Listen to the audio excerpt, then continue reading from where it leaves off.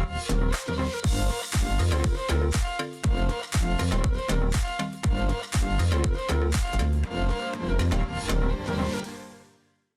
everybody, welcome back to the shop.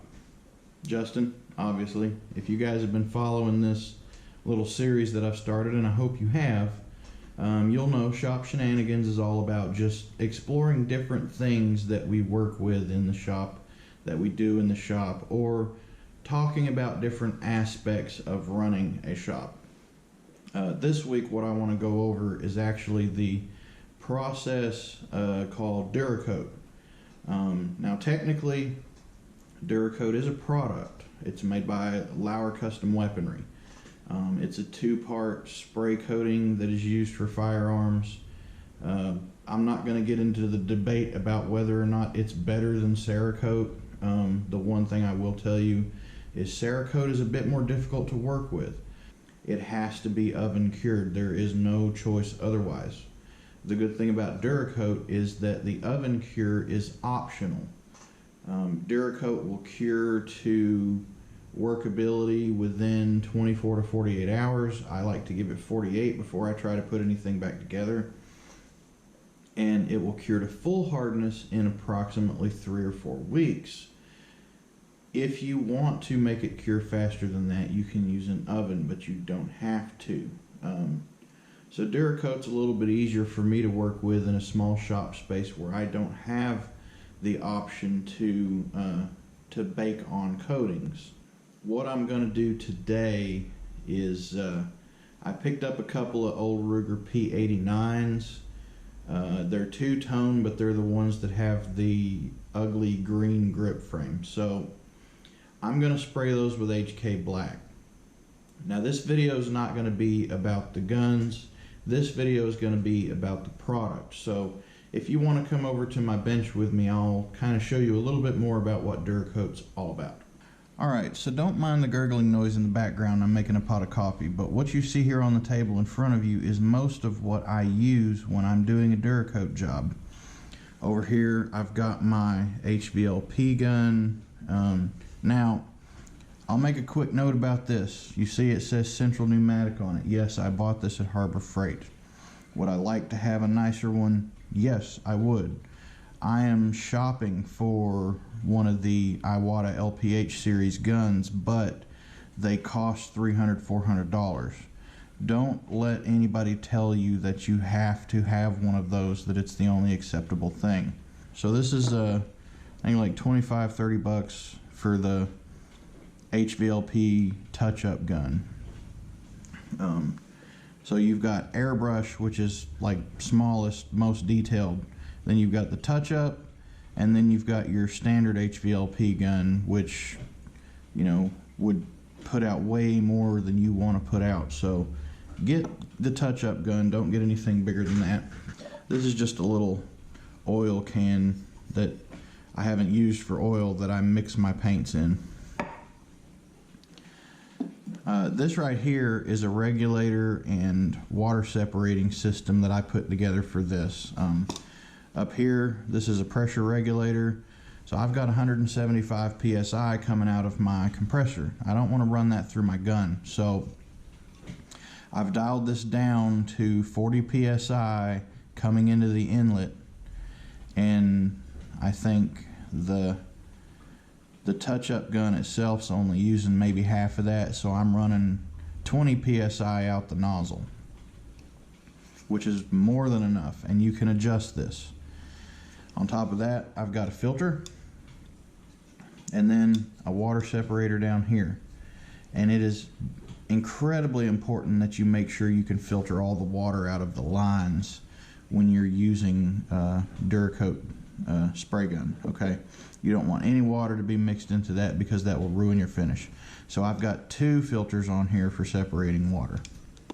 There's my cup. You can see it's got a little bit of a black tint to it, but it's no big deal. Every time I finish spraying a color, I immediately take this apart and clean it with acetone. If you don't clean them immediately, they will be worthless. I don't stock a lot, but you can see I've got a few different colors on here. White, I purchased white to do a test job on a Glock. and I'm kind of pleased with the result. I'm not used to seeing white on a pistol, but I think it turned out well. Then here I've got Duracoat Crimson. This is number 225, and if you look, you can see how it's kind of separated down there. If this happens, of course, anytime you use Duracoat, you just want to pick it up and shake it up real good. It's got shaker balls in it like a can does, and that'll give you a better idea of what the color actually looks like. But this also says SL on it. That is self-lubricating. HK Black, which is probably the most common color that I use in here. It's generally what we use to recreate that semi-gloss bluing finish. It works really well. I'd say if you're going to try out one color, try out HK Black. And then there's a Dura Blue. Dura Blue is supposed to almost one-for-one replicate what a bluing job would look like. So you've got the matte finish blue, which almost looks black, and then you've got the polished blue. I'm not incredibly happy with this. I think it sprays more like Cerakote. You've got to filter it out before you use it. All of my settings on my gun are way different than any of these other colors. But when you buy one of these are 4-ounce bottles, so roughly 120 milliliters. Now, in addition to the bottle of color that you get, you will also get a smaller bottle, which is the Hardener. And as a general rule, at least in every color that I've used, you mix this into a ratio of 1 to 12. So for 12 parts this, I use 1 part of this. Now they do say if you want a glossier finish, you can use a little bit more Hardener. I did also go ahead and order one of these to put out on my counter for people to look at. This basically shows you some of the more common colors, although there are more that are not in this book. So I have that for customers to look at and choose colors from. And then this. Now to measure this, you've already seen my little mixing can here, but to measure this, I generally use one of these. It's a 6 milliliter syringe. I use that for the Hardener. And I'll use a 30 mil syringe like this for the actual color itself. And this gives me very precise measurements. I picked these up at my local co-op. Tractor Supply sells this sort of stuff. You don't need needles. I would recommend if you are going to get needles, get blunt tip needles. But you cannot suck this Hardener up through a needle. It's just too thick, and the color even has a hard time going through. So generally I'll just take it off and I'll pull the plunger out and I'll hold my finger over it or something like that and just pour in what I need. Just about everything you'll need to get started, apart from an air compressor and, you know, all that. A well ventilated area. You can do it indoors in a paint booth if you'd like to.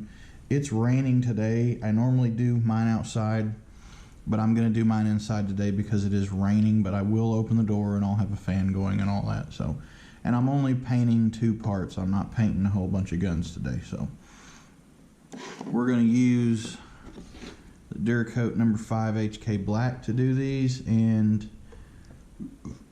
I will come right back with you and show you how to do some basic prep work.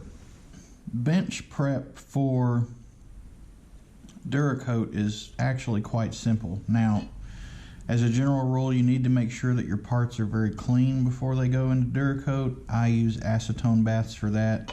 In some cases, you may need to scrub things down while you're prepping them. Here I have 2 frames, the old green Ruger P-Series frames, and the magazines and their base plates that I'm going to do. Now, I don't have a blasting cabinet here. My blasting cabinet is temporarily at a relative's house, so I generally use 220 or 320 grit sandpaper, which is plenty. All we really need to do is scuff the surface up and make sure that it's clean. You don't even have to take all the old finish off of it. You just need to make sure that it's clean and scuffed up. If you're concerned that there may be some kind of corrosion in your bare metal, don't paint over it. You can paint over the corrosion and the corrosion is still there. It's still going to be eating away at stuff. What you want to do is take it off down to the white as much as you can, and then that'll give you a way to protect against future corrosion. Obviously, if you have a blast cabinet, you can use a blast cabinet.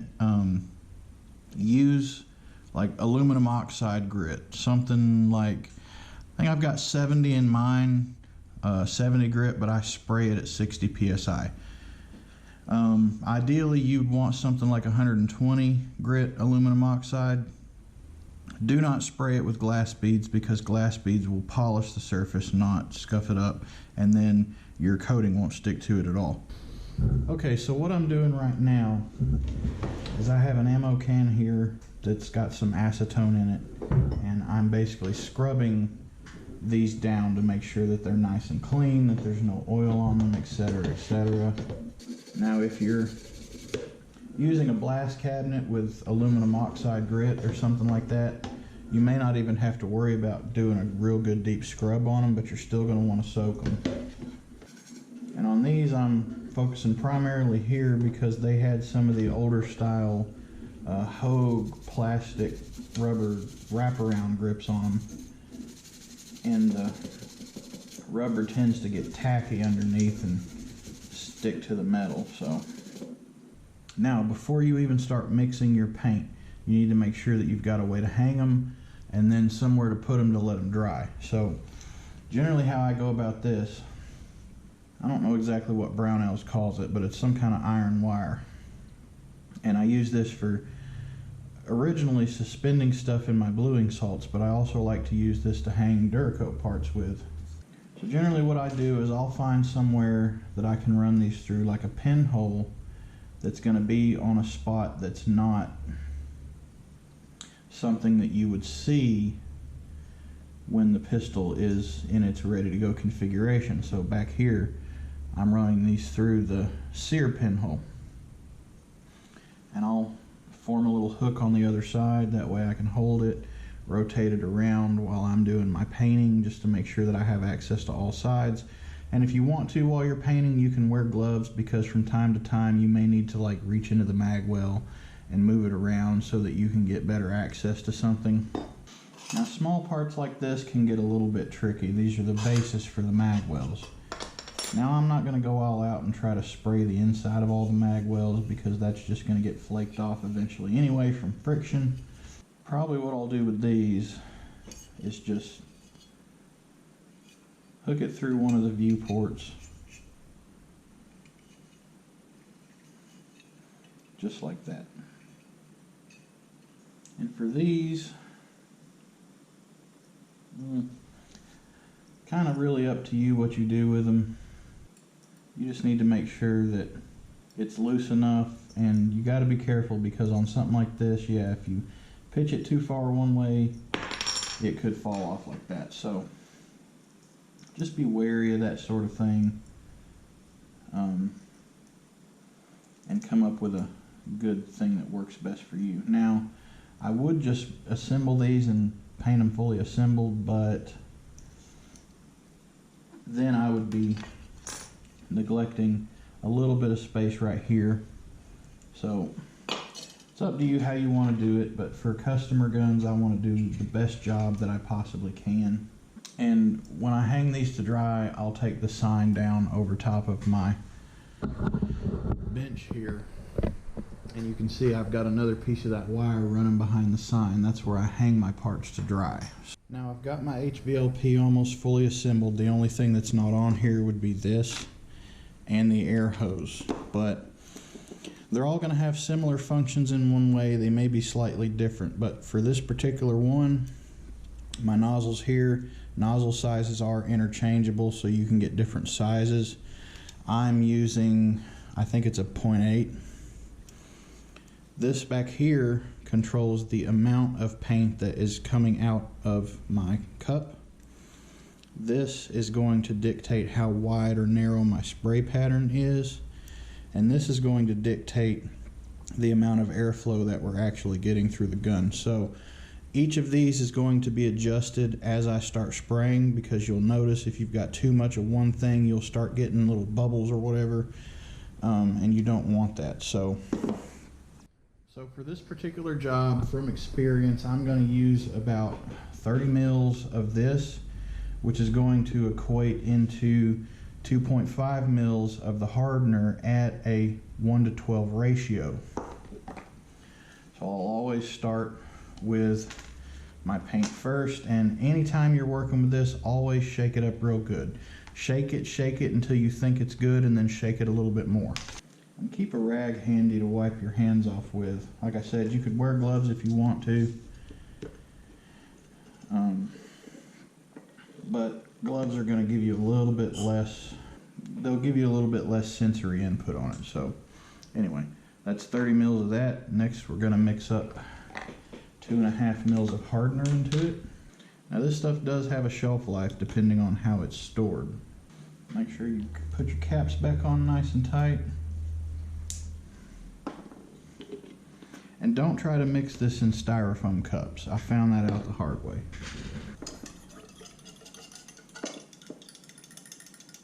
And now this should be good for about an hour or two before it starts to set on you, so don't think you've got to be in an absolute hurry, but once you start mixing this, it's time to paint. Okay, I know I said I was going to do it inside because it's raining, but I really like to have good ventilation for this, so I'm coming outside. I'm not going to step out in the rain, but I'm going to go ahead and adjust my flows. I think that's going to be all right, and that's just something that you've got to feel. But the important thing here while you're doing these, you don't want to come right in and spray the part. You want to start outside the part and come around it just like that. And don't try to get it all in one coat. Spray it, make sure that it's going to be smooth, and then hang it up and get another part. And go gently because you don't want this stuff to drip or run. Now small parts like this, you might be able to get away with one coat. Just evaluate it while you're spraying it, and if it looks good, you can hang it up and move on. Now on big parts like this, there's a lot of little places that need detail, so start with the places you think are going to be the hardest to get and work those up. So you'll have, you can grab onto this as long as it's not painted and your hands are clean.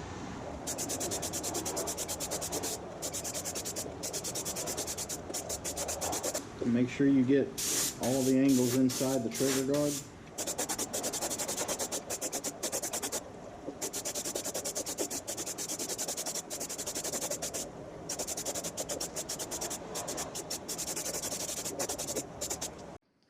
Now the good thing about Duracoat is until it cures, it's still soluble in acetone. So I like to keep a small ammo can of acetone available. There have been times where I don't like the way the paint's coming out, so I can dip it, swish it around, and dissolve all the paint that I just sprayed, adjust my settings, and then come back from there.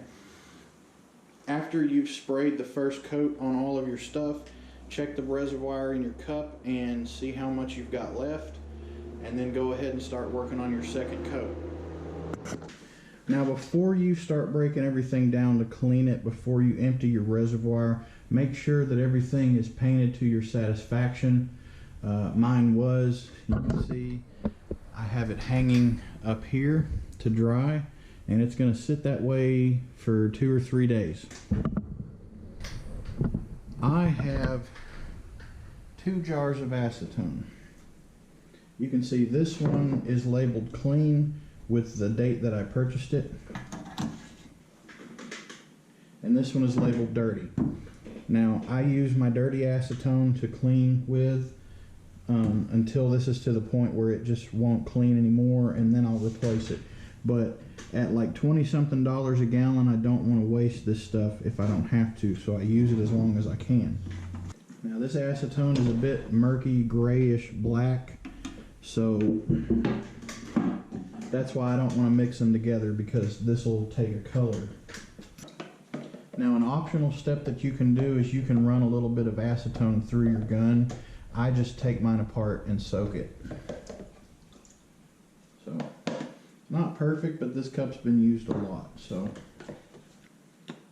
Okay. Take my air hose off, and I'm going to take my filters and regulator off the bottom.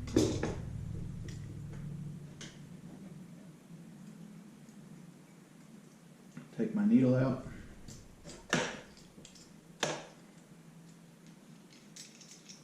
Nozzle off. And that's generally as far down as I disassemble this. I'll just let that soak in there for a bit. And if you get it on your hands too, you can either, you know, wash and scrub with soap and water. You can dip them in a little bit of acetone. Now, keep in mind, acetone will dry your skin out, so you're probably going to want some lotion on standby. I can see it's coming out mostly clean.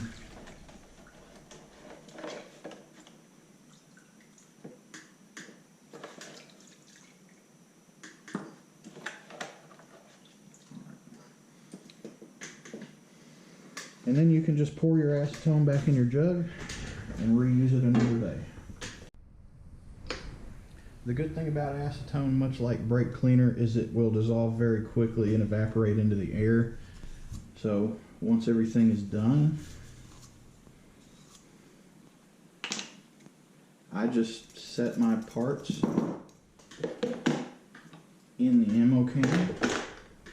I'll usually wipe out the cup a little bit, because whatever's left in this cup after you soak it in acetone, it's not potent enough in any way to actually leave a permanent color on something, so you can just wipe it away. Set that in there. You can see I have it labeled, so I know exactly where it is all the time. Now that's the basic process for prepping and spraying, and now we have to wait on things to cure. Duracoat says that this stuff is ready to handle in 24 hours. I like to leave mine sit for 48, and I have found that even after 48 hours, it's still lightly susceptible to acetone. So whatever you do, do not try and scrub it down like that. After 48 hours, you can assemble things. Now that's not going to be fully cured. Ideally, if you've got a lot of time and your customer doesn't mind waiting, you would want to let it cure probably for at least 2 weeks before you try to assemble stuff. But I'm going to let this sit for a couple of days, and next time you see me, it's going to be 2 or 3 days later, and we'll put these back together. Alright, it's a new day. These had been drying for about 72 hours, and I came in this morning and reassembled them. And this is what we've got.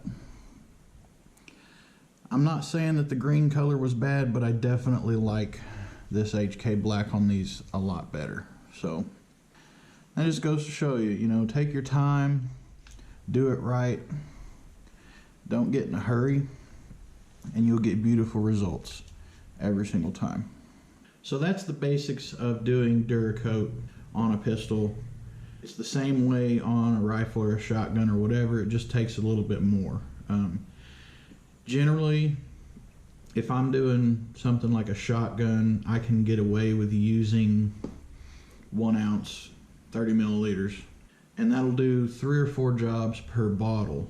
I think I use 30 milliliters to do both of these.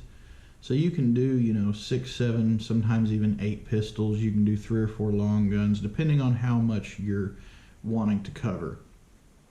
If you're doing a lot of intricate, detailed stuff, something like an AR platform, you might only get 2. Just something for you to think about if you're ever interested in doing it.